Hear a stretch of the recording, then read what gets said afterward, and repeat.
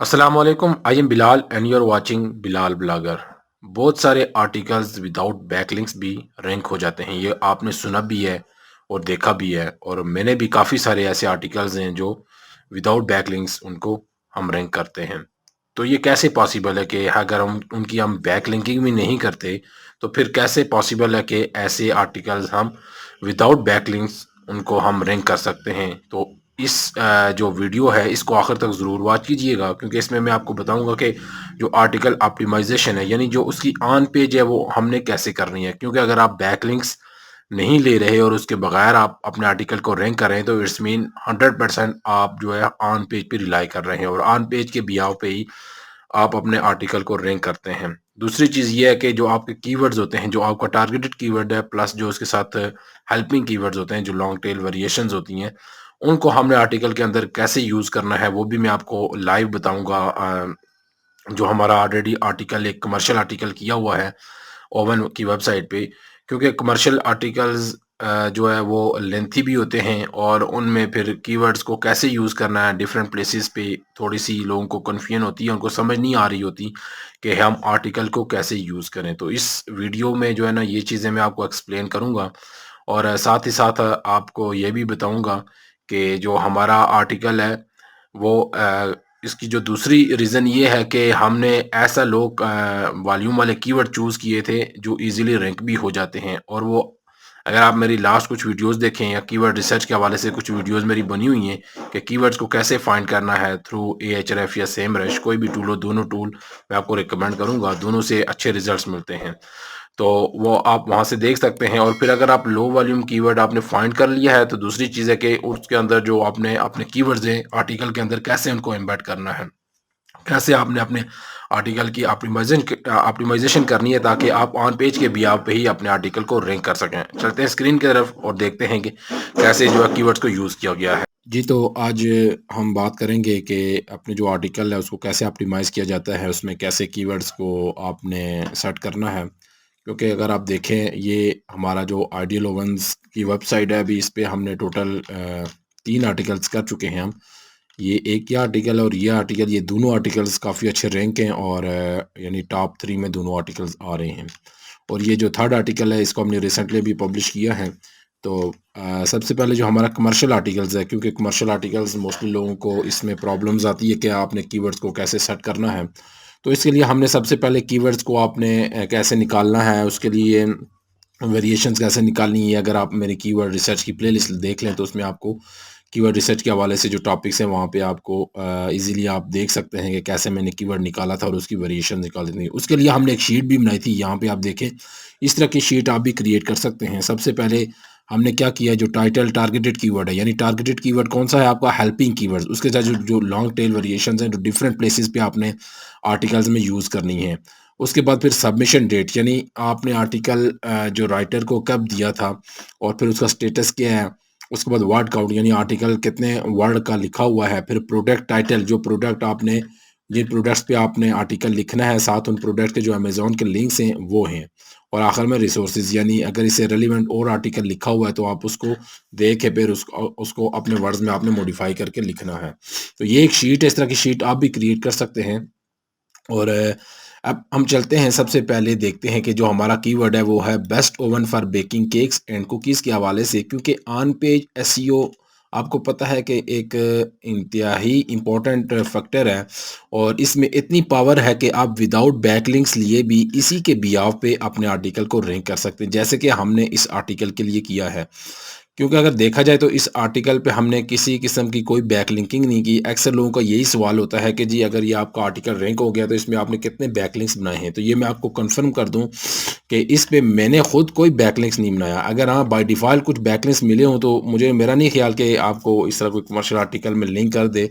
तो इसमें आप समझे कि ज़ीरो बैकलिंकिंग की हुई है। और ये जो आर्टिकल रैंक हुआ है, ये इसके 2 मेन फैक्टर हैं। एक फैक्टर तो ये है कि इस कीवर्ड की ये जो है कंपटीशन लो था, इसका सर्च वॉल्यूम टोटल 20 वॉल्यूम है और इससे अच्छी ट्रैफिक वाला कीवर्ड है।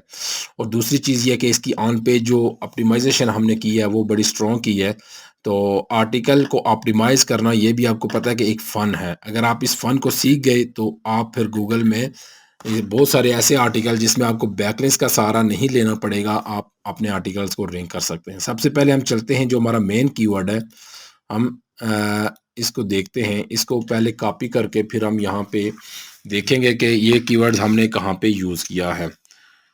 इसको हम कंट्रोल एफ करके, ठीक, ये हो गया। सबसे पहले आपने जो, क्योंकि ये चीज़ें हैं काफ़ी अरसे से चली आ रही हैं, लेकिन थोड़ा सा मैं आपको रिमाइंड कर दूं कि आपने इनको यूज़ कैसे करना है। सबसे पहले जो आपका टॉपिक होता है, डेफिनेटली वो आपका टॉपिक टाइटल में आएगा। यानी हमने लिखा है best oven for baking cakes and cookies in 2022।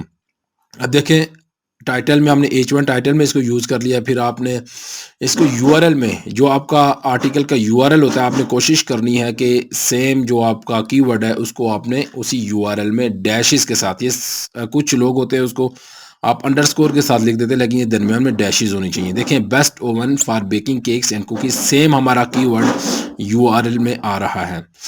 अब ये दूसरी चीज़। अब थर्ड जो चीज़ है वो ये है कि आपका जो कीवर्ड है उसको आपने कोशिश करनी है फर्स्ट 100 वर्ड्स में, यानी पहले पैराग्राफ में ही अगर उसको नेचुरली आप सेट कर सकें तो उसको आपने सेट करना है, जो कि हमने किया है। यहाँ पे अब अगर आप देखें कि हमने क्या कहा कि like to cook as well as bake food items at home but don't know how to buy the best oven for baking cakes and cookies, यानी हमने इसको पहली लाइन में सेट कर दिया है। और ये भी एक इम्पोर्टेंट फैक्टर होता है ताकि गूगल समझ सके कि किसके बारे में ये बात करने जा रहे हैं। अगर हम यहाँ पे कुछ और रिप्रेजेंट कर दें, जैसे कुछ डिफरेंट कर दें, तो गूगल ये समझेगा कि वो इसी टॉपिक में बारे में बात कर रहे हैं, जो कि ये यहाँ पे हम बताने जा रहे हैं। तो यहाँ पे हमने पहले ये बताया कि जो बेक जो आइटम्स होती हैं, उनको बेक किया जाता है, फूड आइटम्स।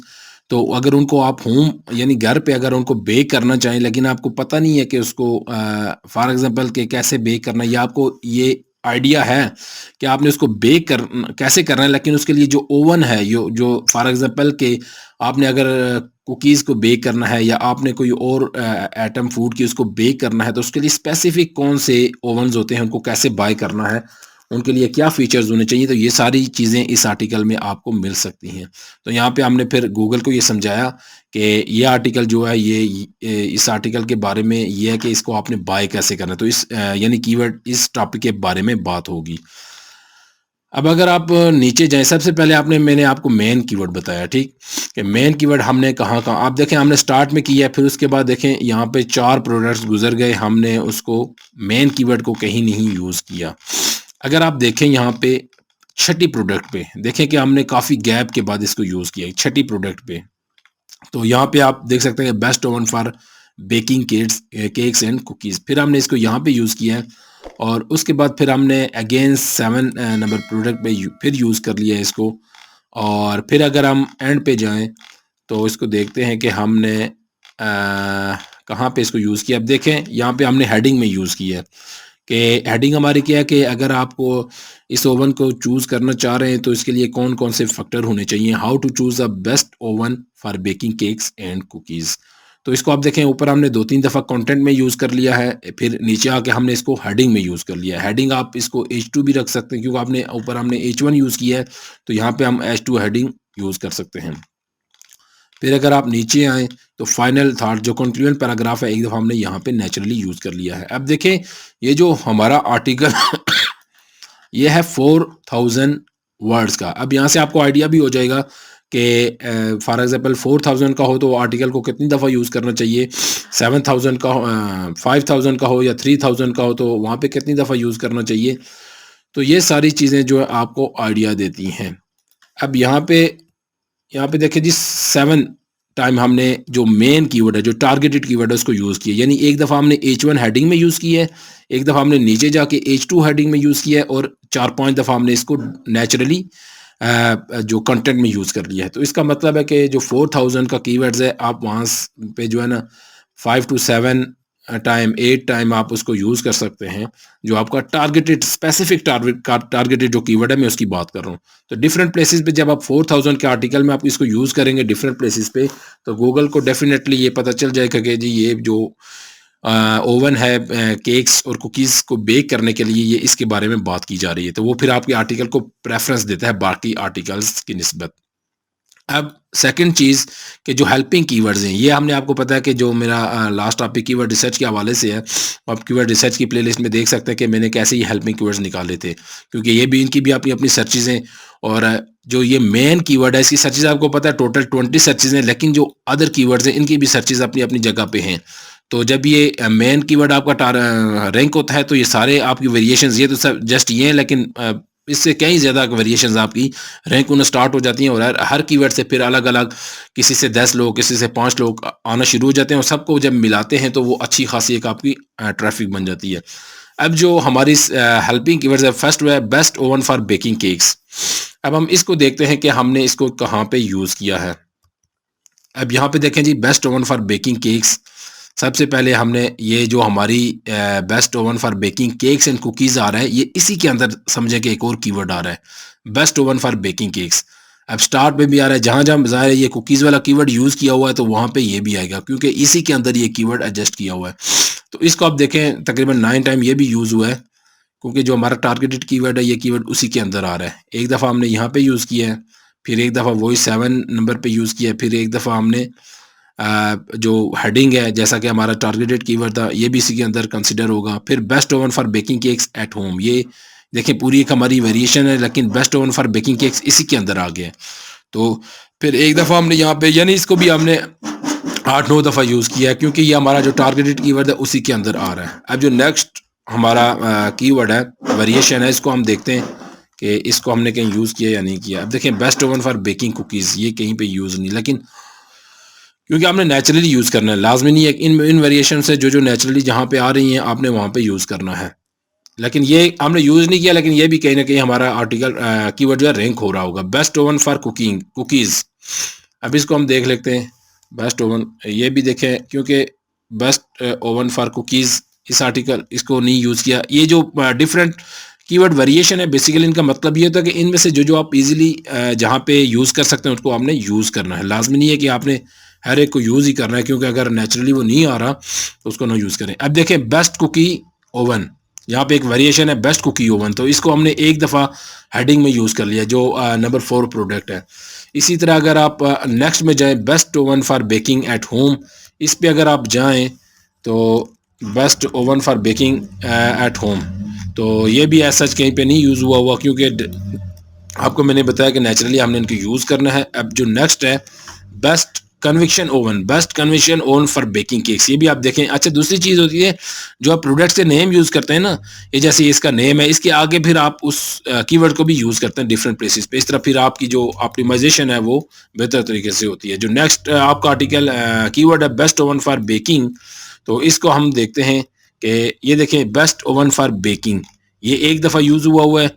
फिर इसको अगर ऊपर जाके देखें स्टार्ट में, बिल्कुल ये देखें बेस्ट ओवन फॉर बेकिंग, ये भी एक अलग से कीवर्ड है, और फिर best oven for baking at home, ये भी एक अलग से कीवर्ड है। अब देखें हेडिंग एक है, लेकिन आपके दो कीवर्ड्स यहाँ पे सेट हो गए हैं। इसी तरह best oven for baking cakes at home, ये एक कीवर्ड है, फिर बेस्ट ओवन्स फॉर बेकिंग ये दूसरा कीवर्ड है, तो ये यहाँ पे भी आ रहा है।